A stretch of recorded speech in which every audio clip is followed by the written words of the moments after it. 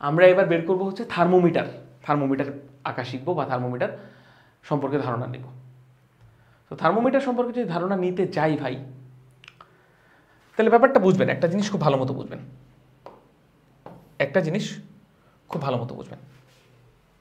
দেখুন থার্মোমিটার যদি সম্পর্কে ধারণা নিতে চাই, দেখুন ধরেন আমার দৈর্ঘ্য 5 ফিট 11 ইঞ্চ, বা ধরেন যে কোনো কারো একটা যদি দৈর্ঘ্য ইয়া করতে চান, তাহলে আমাদেরকে কোনো কিছু একটা এক ফিট মানে কত হবে এই ধারণাটা থাকা উচিত। সো 1 ফিটের সাপেক্ষে মাপে দেখতে পারবো আমার দৈর্ঘ্য কতটুকু, এরকম না ঘটনাটা। বা ধরেন কোনো কিছু দৈর্ঘ্য আছে 1 মিটার, সো 1 মিটার দৈর্ঘ্য যদি আমরা চূড়ান্তভাবে বের করতে পারি, একটা রেফারেন্স যদি আমার কাছে থাকে, তাহলে আমরা কোনো কিছু দৈর্ঘ্য মাপতে পারবো। সো 1 মিটারের সাপেক্ষে ওই বস্তুটা কত মিটার, এটুকু। সো কোনো কিছু পরিমাপ করতে গেলে আমাদেরকে একটা রেফারেন্স থাকা লাগবে, একটা নির্দিষ্ট পরিমাপ থাকা লাগবে।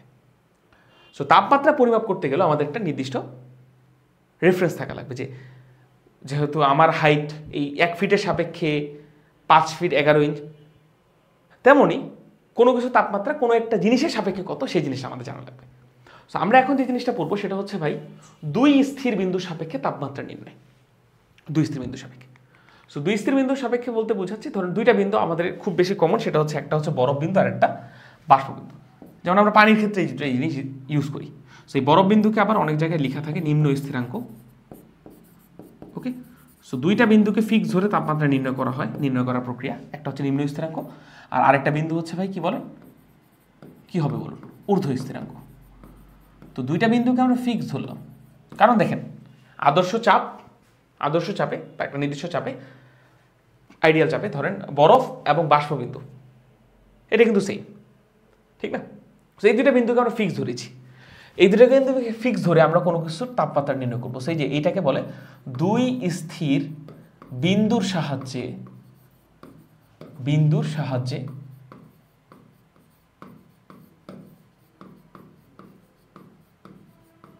তাপমাত্রা নির্ণয়।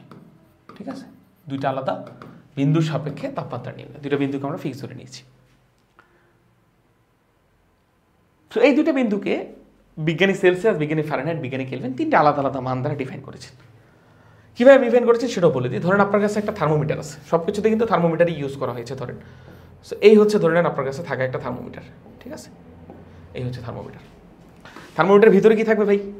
ডেফিনেটলি পারদ থাকবে। সো ধরে নিচ্ছি এটা হচ্ছে পারদ, ঠিক আছে ভাই?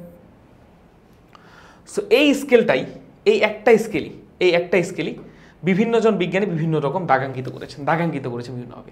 সেলসিয়াস এই নিচের পয়েন্টটাকে ধরেছেন 0, উপরের পয়েন্টটাকে ধরেছেন 100। ওকে, ফারেনহাইট নিচের পয়েন্টটাকে নাম দিয়েছেন 32, উপরের পয়েন্টটাকে নাম দিয়েছেন 212। কেলভিন নিচের পয়েন্টটাকে নাম দিয়েছেন 273, উপরের পয়েন্টটাকে নাম দিয়েছেন 1373। বোঝা গেল বিষয়টা? সো দেখেন নিচের পয়েন্টটা পারদের হাইটটা সেম সব থার্মোমিটারের ক্ষেত্রে, কিন্তু এক একজন এক এক নাম্বার দিয়েছেন। বোঝা গেল বিষয়টা? ঊর্ধ্ব স্থিরাঙ্কটাকে এক একজন বিজ্ঞানী এক এক রকম নাম্বার দিয়েছে, বাট তারা কিন্তু একই তাপমাত্রাকে ডিফাইন করে। সো এই যে দেখেন, এই যে এক একজন বিজ্ঞানী এক এক রকম মান দিয়েছে, এই জন্য আমরা তিনটা আলাদা আলাদা থার্মোমিটার আমাদের বইয়ের সাপেক্ষে আমরা দেখছি। সো সেলসিয়াস, ফারেনহাইট আর কেলভিন বরফ বিন্দু, বাষ্পবিন্দুকে আলাদা আলাদা তাপমাত্রা দিয়েছে। সেলসিয়াস বলেছে তার বরফ বিন্দু হচ্ছে 0 আর তার বাষ্পবিন্দু হচ্ছে 100। ফারেনহাইট বলেছে তার বরফ বিন্দু 32 ডিগ্রি ফারেনহাইট, বাষ্পবিন্দু 212 ডিগ্রি ফারেনহাইট। কেলভিন বলেছে তার বরফ বিন্দু 273 কেলভিন, বাষ্পবিন্দু 373 কেলভিন। বোঝা গেল বিষয়টা? আচ্ছা, ভালো জিনিস। সো আমরা একটা জিনিস বলতেই পারি ভাই, যে টেকনিক্যালি 0 ডিগ্রি সেলসিয়াস কোনো বস্তু তাপমাত্রা ফারেনহাইট স্কেলের সাপেক্ষে যদি মাপেন, তাহলে ওই বস্তু তাপমাত্রা পাবেন 32 ডিগ্রি ফারেনহাইট। ওই একই বস্তুকে যদি আপনি কেলভিন স্কেলে মাপেন, তাহলে ওই বস্তু তাপমাত্রা পাবেন 273 কেলভিন। তার মানে টেকনিক্যালি কিন্তু এই তিনটা তাপমাত্রা একই তাপমাত্রাকে ডিটারমাইন করছে, ঠিক আছে? এই তিনটা জায়গায় পারদের হাইট কিন্তু একই থাকবে। একইভাবে 100 ডিগ্রি সেলসিয়াস কোনো বস্তুর তাপমাত্রা ফারেনহাইট দেখাবে 212 ডিগ্রি ফারেনহাইট এবং কেলভিন দেখাবে 373 কেলভিন। দ্যাট মিনস টেকনিক্যালি কিন্তু এই তিনটা তাপমাত্রা একই বস্তুর একই সময় তাপমাত্রা বোঝাচ্ছে। বুঝতে পারলাম? আশা করি বুঝতে পেরেছেন। সো ধরে নিচ্ছি ভাই এই থার্মোমিটারটাকে 1 বালতি পানির মধ্যে আমি ডুবিয়ে দিলাম। এই যে এখানে 1 বালতি পানি আছে, ঠিক আছে? পানি আছে। সো পানিকে টাচ করা অবস্থায় নিশ্চয়ই এই যে পারদটা উপরে নিচে উঠানামা করবে, ঠিক না? এই যে পারদটা ধরুন প্রথমে এইটুকু ছিল, যখন এই পানিটা টাচ করেছেন ধরেন এই পর্যন্ত আসলো, অথবা আরেকটু উপরে উঠে গেল। সো এই যে দেখেন পারদটা কিন্তু উঠানামা করবে, আর পারদটা যত উপরে উঠবে ওই অনুযায়ী কিন্তু আমরা এই দাগাঙ্কিতগুলো মান পাবো। সো ধরে নিলাম যখন পারদ এই থার্মোমিটারটাকে কোনো একটা পানিতে ডুবিয়ে দিলাম, তখন সেলসিয়াস স্কেলে পার্ট আসলো হচ্ছে, সেলসিয়াস স্কেলে রিডিং আসলো, দেখেন তিনটা স্কেলে কিন্তু পারদের একই প্রসারণ হয়েছে, কিন্তু যেহেতু তিনটা স্কেলে দাগাঙ্কিত একই রকম, আলাদা রকম, সেলসিয়াস স্কেলে মান আসলো সি, ফারেনহাইট স্কেলে মান আসলো এফ, কেলভিন স্কেলে মান আসলো কে। আপনি পানির জায়গায় অন্য কিছু ইমেজিন করতে পারেন। ধরেন একটা বস্তু তাপমাত্রা সেলসিয়াস স্কেলে দেখালো সি, ফারেনহাইট দেখালো এফ, কেলভিন দেখালো কে। এখন আমরা বের করবো এই তিনটা স্কেলের তাপমাত্রা কীভাবে একে অপরের সাপেক্ষে বের করা যায়। আসেন ভালো মতো বোঝার চেষ্টা করি, ভালো মতো আসেন দেখার চেষ্টা করি আমরা। সো আমরা গ্রাফের মাধ্যমে, এক্সপেরিমেন্টের মাধ্যমে বের করার চেষ্টা করবো যে এক স্কেলের তাপমাত্রার সাপেক্ষে আরেক স্কেলের তাপমাত্রা কীভাবে বের করে, ঠিক আছে। সো ধরে নিচ্ছি যে বস্তুর কথা বলছি সেই বস্তুর তাপমাত্রা সেলসিয়াস স্কেলে দেখালো হচ্ছে সি, ফারেনহাইট স্কেলে সেই বস্তুরই তাপমাত্রা দেখালো এফ, কেলভিন স্কেলে সেই বস্তুরই তাপমাত্রা দেখালো কে। তিন জায়গায় কিন্তু পারদের প্রসারণ সেম হয়েছে, ঠিক আছে ভাই। এখন সি, এফ আর কে এর মধ্যে আমরা রূপান্তর দেখব, কনভার্সন দেখব। আসেন। সো দেখেন ভাই আমরা এটা কিন্তু গ্রাফের মাধ্যমে শেখার চেষ্টা করছি, ঠিক আছে। দেখুন সেলসিয়াস স্কেলে যখন মান 0 তখন ফারেনহাইট স্কেলে মান কত, এফ 0 ডিগ্রি সেলসিয়াস আর 32 ডিগ্রি ফারেনহাইট কিন্তু সেম মান। সো এই যে দেখেন আমরা সেলসিয়াস, ফারেনহাইট বনাম সেলসিয়াসের যেহেতু মান দেখছি, সো সেলসিয়াসের মান যখন 0 তখন ফারেনহাইটের মান হচ্ছে 32। ওকে, ধরে নিচ্ছি এই মানটা হচ্ছে 32। সো 0,32 এইখানে আমরা একটা বিন্দু পাবো, এই বিন্দুর নাম হচ্ছে কত ভাই, 0,32, ঠিক আছে। সেলসিয়াসের মান যখন 100 তখন ফারেনহাইটের মান কত, 212। তাহলে এই যে দেখেন সেলসিয়াসের মান যখন 100 তখন ধরে নিচ্ছি ফারেনহাইটের মান হচ্ছে 212। সো এদেরকে যদি কানেক্ট করাই তাহলে এইখানে একটা বিন্দু পাবো, এই বিন্দুর মান কত ভাই, 100,212। ওকে, এবং একইভাবে আমরা নিশ্চয়ই সি আর এফ এর রিডিংটা দেখেছি। সো সি আর এফ এর রিডিংটাকে যদি আমরা গ্রাফের মধ্যে আঁকতে চাই, ধরুন সিটাকে পেলাম এই জায়গায়, এফটাকে ধরেন পেলাম এই জায়গায়, ঠিক আছে। সো ধরেন এইখানে একটা বিন্দু পেলাম, ঠিক আছে, এই ধরনের একটা বিন্দু, যে বিন্দুর স্থানাঙ্ক হচ্ছে সি, এফ। সো এই তিনটা বিন্দুকে আমরা যদি জোড়া লাগাই ভাই, তাহলে এই যে এরকম একটা পারফেক্ট, এই যে এইরকম একটা পারফেক্ট সরল রেখা পাবো। বা এটা ধরেন একদম এক্সপেরিমেন্টালি একটা ফাউন্ড জিনিস, আমরা একটা পারফেক্ট সরল রেখা পেলাম, ঠিক আছে। আমরা সেলসিয়াস থেকে ফারেনহাইট স্কেলে রূপান্তরের প্রক্রিয়া শিখছি, ঠিক আছে। আসো, তো আমরা একটা পারফেক্ট পেলাম, আপনার হচ্ছে স্ট্রেট লাইন পেলাম। এখন আপনাদেরকে যদি আমি দুটো ত্রিভুজকে ইমেজিন করতে বলি, এই ছোট্ট একটা ত্রিভুজ আর এই বড় একটা ত্রিভুজ, এই ছোট্ট একটা ত্রিভুজ আর এই বড় একটা ত্রিভুজ, এই দুইটা ত্রিভুজ আমাকে বলুন এরা সদৃশ কোণই না ভাই? রিজনটা কি দেখেন, দুইটা ত্রিভুজেরই, এই ত্রিভুজেরও এই কোণ আর এই বড় ত্রিভুজের এই কোণটা কমন। আবার এই ছোট ত্রিভুজের একটা কোণ 90 ডিগ্রি, বড় ত্রিভুজের একটা কোণ 90 ডিগ্রি, দ্যাট মিনস অপর কোণটা দুইটা ত্রিভুজেরই সমান হতে বাধ্য। সো আসেন আমরা এই দুইটা ত্রিভুজের মধ্যে সম্পর্ক দেখি। দেখেন ভাই দুইটা ত্রিভুজ, এই ছোট ত্রিভুজটা আর এই বড় ত্রিভুজটা যেহেতু সদৃশকোণী, সদৃশকোণী ত্রিভুজের বৈশিষ্ট্য কি জানেন ভাই? সদৃশকোণী ত্রিভুজের বৈশিষ্ট্য হচ্ছে অনুরূপ বাহুগুলো অনুপাত সমান। তার মানে লম্ব যদি আমরা বলি, ছোট ত্রিভুজের লম্ব ডিভাইডেড বাই বড় ত্রিভুজের লম্ব ইজ ইকুয়াল টু ছোট ত্রিভুজের ভূমি ডিভাইডেড বাই ভূমি অফ বড় ত্রিভুজ। তার মানে এরা সবসময় সমান হবে, এই অনুপাতটা সমান হবে। এবার আসেন দেখি ছোট ত্রিভুজের ভূমি কতটুকু ভাই? দেখেন ভাই এটা 0, এটা এইটুকু মান কত, সি। এটা 0, এইটুকুর মান হচ্ছে সি। তাহলে আসেন একটু আমি এগুলো মিশিয়ে দিচ্ছি। ওকে, এটা 0, এইটুকুর মান হচ্ছে কত, সি। এটা এইটুকুর মান তো সি ডেফিনেটলি। এটা 0, এটা সি, এটা হচ্ছে 100, ঠিক না? এটা হচ্ছে 0।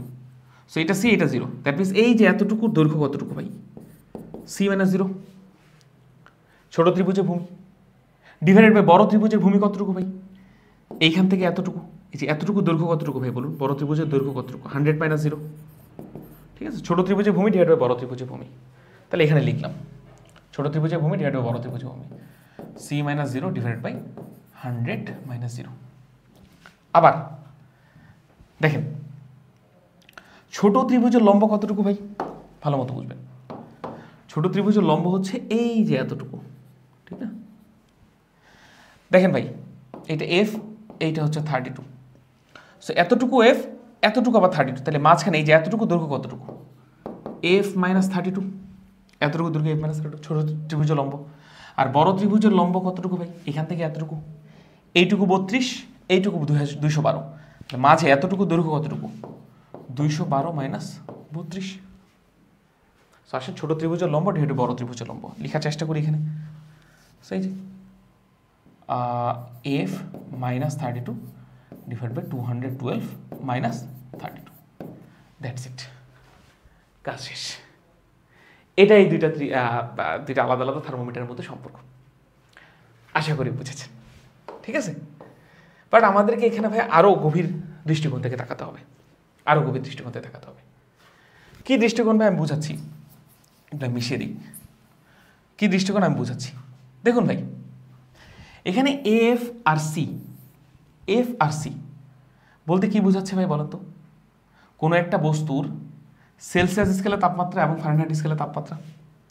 0 বলতে কি বোঝায় ভাই বলুন তো? সেলসিয়াস স্কেলে বরফ বিন্দু। 32 বলতে কি বোঝায়? ফারেনহাইট স্কেলে বরফ বিন্দু। 100 বলতে বোঝায় সেলসিয়াস স্কেলে বাষ্পবিন্দু। 212 বলতে বোঝায় ফারেনহাইট স্কেলে বাষ্পবিন্দু, ঠিক না? তাহলে দেখেন আমরা একটু ভালো মতো তাকাই। এই এফ আর সি বলতে বোঝাচ্ছে কি ভাই, যে কোনো একটা তাপমাত্রা, সেই তাপমাত্রাকে আমরা থিটা দ্বারা প্রকাশ করলাম। এরপরে দেখেন এই যে 32 আর এই যে 0, 32 আর 0 এগুলো দ্বারা কি বোঝায় ভাই? 32 মানে হচ্ছে ফারেনহাইট স্কেলে আইস পয়েন্ট, আর 0 মানে সেলসিয়াস স্কেলে আইস পয়েন্ট। সো দুইটা স্কেলে আমরা দেখতে পাচ্ছি না যে কোনো তাপমাত্রার সাথে আইস পয়েন্টের বিয়োগ হয়েছে। এখানেও সেলসিয়াস স্কেলের ক্ষেত্রেও সেলসিয়াস স্কেলের তাপমাত্রা থেকে তার আইস পয়েন্টের বিয়োগ হয়েছে। দ্যাট মিনস তাপমাত্রা থেকে আমরা দুইটা স্কেলের ক্ষেত্রেই দেখছি তাদের আইস পয়েন্টের বিয়োগ হচ্ছে, ডিভাইডেড বাই 212 মানে ফারেনহাইট স্কেলে স্টিম পয়েন্ট বা বাষ্প পয়েন্ট, 32 মানে ফারেনহাইট স্কেলে আইস পয়েন্ট। সো নিচে কার বিয়োগ হচ্ছে ভাই? স্টিম পয়েন্ট থেকে বাষ্প পয়েন্টের। ফারেনহাইট স্কেলের ক্ষেত্রে সেলসিয়াস স্কেলও একই দেখতে পাচ্ছি, স্টিম পয়েন্ট থেকে বাষ্প পয়েন্ট বিয়োগ হচ্ছে। তার মানে দুইটা স্কেলের ক্ষেত্রেই ভাই স্টিম থেকে আইস পয়েন্টের বিয়োগ হচ্ছে। আমরা দেখতে পাচ্ছি এই যে রেশিওটা আছে থিটা মাইনাস থিটা আইস, থিটা স্টিম মাইনাস থিটা আইস, এই রেশিওটা ভাই দুটো স্কেলই পালন করছে। সো এই রেশিওটা ভাই কনস্ট্যান্ট ধরে নেওয়া হয়, যে আমরা যদি নতুন কোনো স্কেল বানাতে চাই তাহলে সেই স্কেলটাও যেন থিটা মাইনাস থিটা আইস, থিটা স্টিম মাইনাস থিটা আইস পালন করে। অর্থাৎ ধরুন নতুন একটা স্কেল বানালাম, সেই স্কেলে কোনো বস্তু তাপমাত্রা এমন একটা জিনিস মেজার করবো, ধরুন সেই স্কেলে সাপেক্ষে কোনো কিছু তাপমাত্রা বেরোলো থিটা। সো তখন ওই স্কেলটাকে প্রতিষ্ঠিত হওয়ার জন্য ওই স্কেলটারও থিটা মাইনাস থিটা আইস, থিটা স্টিম মাইনাস থিটা আইস, এই যে রেশিওটা এটা ফারেনহাইট আর সেলসিয়াসের সাথে মিশা লাগবে বা মিলা লাগবে। ফারেনহাইট যত পরিমাপ করবে ওই বস্তু তাপমাত্রা -32, 212 -32, সেলসিয়াস যত পরিমাপ করবে -0, 100 -0, আর সেই নতুন স্কেলের সাপেক্ষে যে পরিমাপকৃত মানটা সবগুলোই সমান হওয়া লাগবে রেশিওটা, নাহলে কিন্তু সেটা প্রতিষ্ঠিত হবে না। তো আশা করি বুঝেছেন থার্মোমিটার প্রতিষ্ঠা করতে গেলে এই রেশিওটা, এই যে পার্টিকুলার রেশিওটা আছে ভাই, এইটা খুব গুরুত্বপূর্ণ। বুঝলাম বিষয়টা? এইটা খুব গুরুত্বপূর্ণ, আশা করি বুঝতে পেরেছেন সব কিছু। সো আসেন ভাই এবার আমরা সেলসিয়াস, ফারেনহাইট আর কেলভিনের মধ্যে সম্পর্ক দেখব। ওকে, সো সম্পর্ক দেখতে গেলে ভাই আমরা সবার আগে একটা জিনিস জানি। কি জিনিস ভাই? জিনিসটা হচ্ছে এরকম, যে কোনো পয়েন্টের তাপমাত্রা মাইনাস আইস পয়েন্টের তাপমাত্রা ডিভাইডেড বাই স্টিম পয়েন্টের তাপমাত্রা মাইনাস আইস পয়েন্টের তাপমাত্রা, এইটা ভাই এই রেশিওটা সব স্কেলের ক্ষেত্রেই কিন্তু কনস্ট্যান্ট। এই রেশিওটা সকল থার্মোমিটারের ক্ষেত্রেই কনস্ট্যান্ট।